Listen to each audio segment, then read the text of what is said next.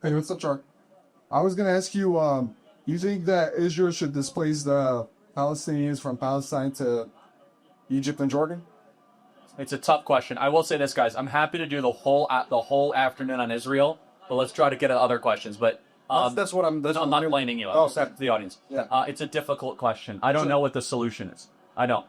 So you think it's right for them to? I'm not saying it's right. I'm saying the solution is very difficult because the people of Gaza have shown that they are incapable of self-government.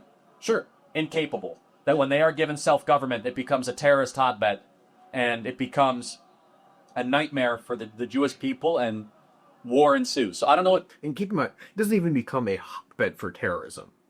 It becomes run by terrorists. Hamas is a terrorist organization. They are the sole governing authority of the Gaza Strip, as elected by the Palestinian people in the 2006 Palestinian Legislative Council election.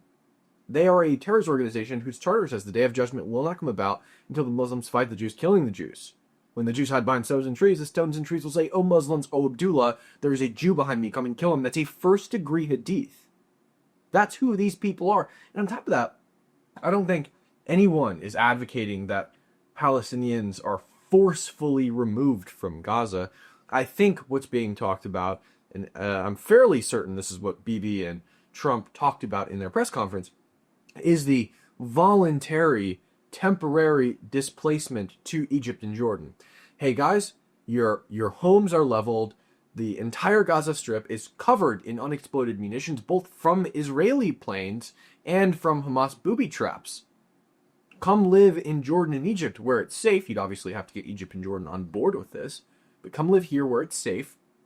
In the interim, while we use foreign investment to rebuild your home and then come back. That seems to be what the plan is. That seems to be what they've talked about at the press conferences. Nobody's talking about ethnically cleansing them, just giving them a voluntary alternative while their home is rebuilt. I don't know why any Palestinian advocate is against this. They're against the United States using foreign private investment to rebuild the Gaza Strip. Completely rebuild it. I don't understand. But my question here is, do you think it's ethnic cleansing for it to forcibly tell them to get out of the Gaza? Again, Nobody wants to forcibly tell them to get out of Gaza. I'm not even saying I support This is what Trump said. I know what That is not what Trump said. Trump said. I'm not even saying that I think that's a good idea. I do want someone to tell me what the solution is, though. Because that's an idea. Yes, Egypt actually offered the solution, but Trump was against it. What would you say the solution is? The solution is to have an Arab state to govern them, basically, and for Hamas not to be in control. Yeah, right. Because that would work, right? It would 1,000% work for another Arab state that supports what they're doing and doesn't feel like Israel to govern them and keep terrorists in check. When, by the way, they don't have the resources to keep terrorists in check, even if they wanted to. Like, let's say Egypt, who has somewhat regular relations with the United States and Israel, said, okay, we will govern the Gaza Strip, right, with a similar majority religion. We will govern the Gaza Strip in the interim and make sure that terrorists aren't killing people. Egypt doesn't have the resources to achieve that. Jordan doesn't have the resources to achieve it either. Okay? And also, Egypt doesn't want Gaza. Okay? When Israel gave Sinai back to Egypt after the 1967 war, I guess after Yom Kippur more recently, they specifically said, here's the Gaza Strip, take it back. And Egypt said, no, we're good. Nope, we don't want it. Keep it. They don't want the Gaza Strip. Nobody does. That's all I'm saying.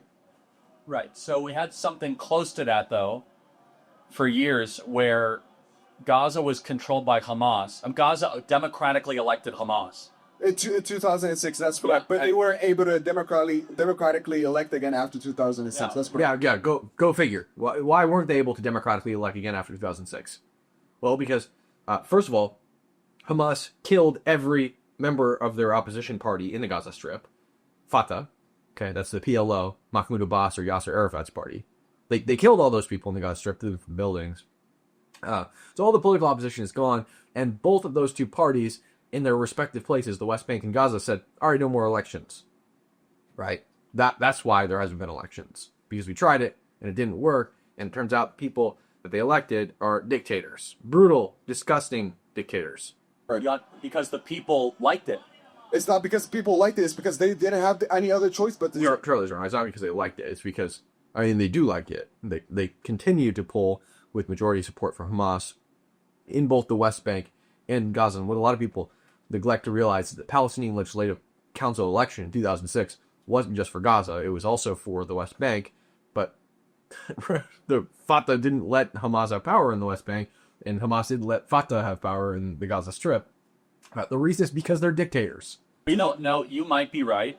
I might be right. I think I'm right. Let me tell you why. Okay, why? Because when the terrorists went and killed a bunch of Jews on October 7th. Yes, I know that a lot of people were happy to see. lot. Yes, and Tens why? of thousands. Why is that? Why is that? Because it didn't start on October 7th. It didn't. No, it started in the 6th century when Islam was invented. The day of judgment will not come about until the Muslims fight the Jews, killing the Jews. That is their belief. They believe, as Fatih Hamad, senior Hamas official, said, that all Jews around the planet must die. All you Palestinians warming up in diaspora, wherever you find a Jew on this planet, take care of him by way of slaughter and killing. Not Israelis, not people who live in Israel, not Jews in Israel. Jews, wherever you find them on the planet, take care of them by way of slaughter and killing. That is what a senior Hamas official said. This is what they believe. Their charter says the day of judgment will not come about until the Muslims fight the Jews, killing the Jews. They believe that their equivalent of the rapture will not occur until they kill all the Jews. Their religion cannot reach its conclusion until every Jew is dead. It's on October 7th. Yeah, but this is where we're going to disagree. Okay. So I look at things in the term of right and wrong, Sure. and just and unjust, not oppressor or oppressed. A different worldview that could be on the left, not saying you are, would say, hey, the people of Gaza. I voted for sure, by the way. No, I'm not saying that. For sure, great. We just might not agree on this issue. The people of Gaza, some people would say, hey, it's been a bubbling up problem. We're going to justify what's happening on October 7th. We look at that and we say it's never acceptable to go and kidnap and to go grow. It's unprovoked, unprompted. Sure, it's against international law, and Yeah. I believe that Israel as well, like where they did a lot of things that were against international law as well. Well, Again, international laws are relevant. Nobody should care about international law. Laws are only as valid as their enforcement mechanism. You know, law that says you can't rob people, but the police routinely allow robberies in broad daylight.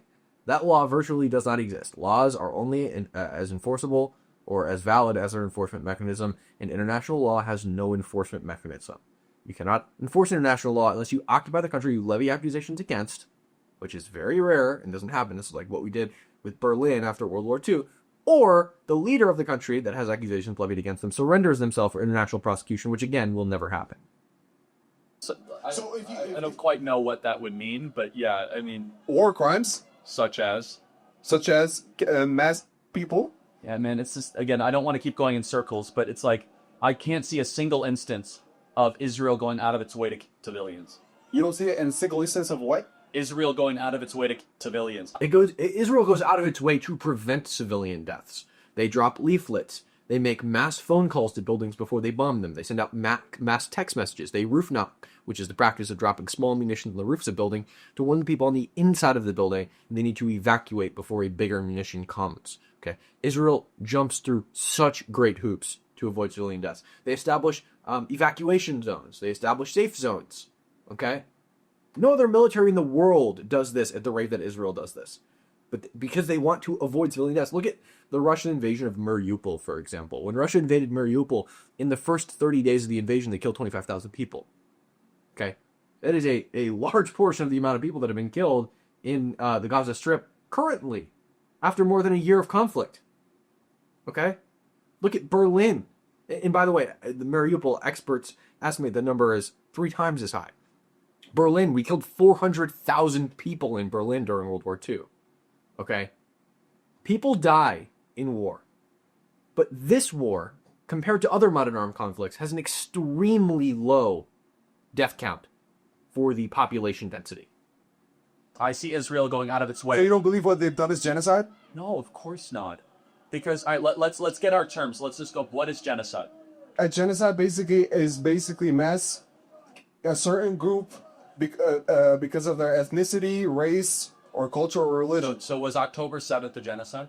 It wasn't a genocide, no. By your own definition. Yeah, let me tell you why. Because the ICJ now is investigating Israel. They're not investigating Hamas for genocide. Again, who cares? Who cares about the International Court of Justice? It is run by politicians who have their own ulterior motives and agendas. We should not take them seriously, just based on the fact that if this isn't their definition for genocide, but let's assume that it is. October 7th would fit perfectly into the definition of genocide. It doesn't, in my opinion, it doesn't meet the threshold of genocide. It definitely has genocidal intent because they state in their charter that they want to kill all Jews, and their officials routinely state verbally that they want to kill all Jews, right? And they went and mass murdered Jews, but they didn't exceed any kind of like threshold of genocide, right? Genocide needs to be like a mass killing of a certain group of people because they belong to a certain group.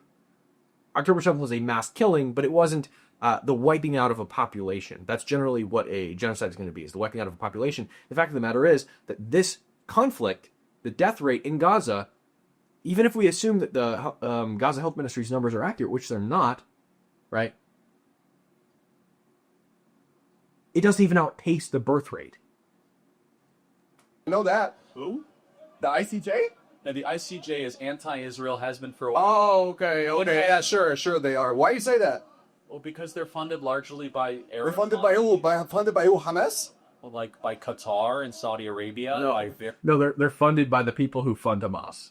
very wealthy Gulf dictatorships. So I just hold on. You're trying to say that Hamas was not investigated for what happened on October 7th? Hamas is not being investigated by the ICJ of doing the genocide. Yes, Have you watched the videos? I have watched the videos. I feel like You saw? like, Did I you think- I did you think see the one where the Hamas- It was all here. and like when they were laughing, you saw that one? Sure. I think Hamas, what they've done was barbarism. I think How is it not a war crime? Though? I think Hamas is a terrorist group. I really think they are, but that doesn't justify what Israel has done so far. That's all I'm saying. Well, again, there's two separate things, but everything Israel did was What October 7th? You believe that the Mossad, for example, is one of the biggest agencies in the world? It might be even better than the CIA, right? yes and no. I don't think they're nearly as effective as people think they are. Just- I can prove it to you. But Yeah, let me just prove my point, please. So what I'm trying to say here is that basically the Mossad view about the attack from Hamas, because they only have like Chinese bicycles, bikes and stuff like that to go in. But no, true. Let's just for a moment assume this is true, that the Mossad knew about the October 7th terrorist attack. I think it is confirmed that they knew something was going to happen. Okay, they knew that there was like a threat of an attack on October 7th. They didn't know if it was a credible threat. Let's just for a second assume that they knew this is a credible threat, and then we'll get into like why it's not true. If I leave my front door open, that doesn't give other people the right to rob me. If I leave my front door open and somebody robs me, they're still the one in the wrong. I'm allowed to leave my front door open. It is within my legal right to leave my front door open. Now, could that be negligent? Sure. But that doesn't give other people the right to rob me. It certainly doesn't give other people the right to break into my house or walk into my house and murder me just because my front door is left open. Again, I have the right to leave my front door open. They don't have the right to murder me. Okay? I've met with Israeli officials, specifically in the north, and they've talked about how they did believe there was a credible threat on October 7th, but they thought the threat was going to come from Hezbollah in the north. Okay? Unfortunately, they were caught off guard in the south. So, like, I just don't think it matters. And second of all, like, to assume that organizations like the Mossad or the CIA don't make mistakes is ridiculous. Look at the United States, for example. We made a huge mistake on 9/11. We didn't know about the 9/11 terrorist attack. And 2,000 people were killed. October 7th is Israel's equivalent of 9/11. Look at Pearl Harbor. We didn't know Pearl Harbor was coming. We were caught off guard. The CIA was caught off guard. Our intelligence agencies were caught off guard during a world war, and Pearl Harbor was attacked. These things happen. It's unfortunate, but they happen. So what I think is that basically the Mossad, they knew about this attack because Hamas basically is Israel's biggest asset. If Hamas wasn't there, they would have not killed anybody. So I think I just want to make sure I understand your argument. There's one part of the argument is asking, did Israel know?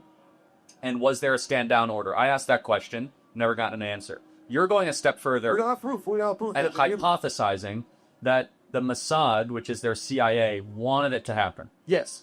Okay, I think that's insane. Why do you think it's the same? So you think that Mossad, which are Jews, wanted 1,300 Jews to die? they didn't know that 1,300 people would die, but they wanted to see something so that they can be able to actually attack Palestine. Got it. So Palestine doesn't exist. it's not going to agree because you have a much lower view of Jewish people than I do. No, I believe in Israel's right to exist. No, I know, but what you're saying is that the Jewish leadership of Mossad wanted the Hamas to attack. Yes, because what I'm trying to tell you is that they had homemade drones too. Hamas had homemade drones that they used. Okay, so how are they not able to see all of that happening? Is all I'm trying to say. Well, I mean, first of all, part of it is a legitimate question, but getting to as far as saying that must be the case, it's a big leap. And there are legitimate questions about October 7th and how it was able to happen and stuff like that. And you can legitimately critique Israel's intelligence agencies for allowing it to happen or not being proactive enough. But the fact of the matter is that Hamas and other terrorist organizations are planning attacks on Israel every single day. And they happen on Israel every single day. When I was in Israel, there were several stormings of checkpoints where people tried to ram the checkpoints with their vehicles and things like that. Terrorist attacks on Israel are planned every single day. And I think a lot of people seriously underestimate the challenge of deciphering all of the intelligence and getting to the root of what are credible threats and what are not credible threats. There are legitimate critiques of the Israeli government and more particularly the intelligence agencies here, right? But to say, like Charlie is saying, that they wanted this to happen is a huge, monumentous leap. It was a holy day, Sure. right? Which is very important. It was Shabbat. And they attack Israel on holy days on purpose because they know there are less soldiers on duty. They know that staff is low. They know that there are less police officers on duty. They do this on purpose. They do it every time a fucking Arab attacks Israel. They do it on a holy day. Which is, 90% of IDF troops aren't there. But let me just kind of close on a moral question. Point, then a question. Number one, Hamas did not go after military targets. They went after civilian targets. That's correct. Inexcusable. Number two, though, That's what they were able to put their hands let on. me ask you a question. Who do you think there's a good guy or a bad guy in the equation of Israel versus Hamas? As of who? I'm asking, which one do you think is good, bad, better, or worse? I think Hamas is bad. I think what the Israel government is doing is bad as well. That's why we don't have an account of it. So let me ask So he doesn't know if there's a good guy or a bad guy. We're just gonna close it out right there because this guy's an idiot. Make sure to like, subscribe, comment what you thought of this down below. Join the Discord if you enjoy having discussions just like this one that Charlie is having with this young man. We want everyone. We can get in the Discord whether you agree with me or you don't agree with me, whether you think Israel's great or you think Israel's bad, you love Trump, you hate Trump, you, I don't know, think water should be free, you don't think water should be free, whatever it is, we want you there regardless of your political opinion. So make sure to join the Discord. The link to that is in the description below this video. I will see you guys in the next one.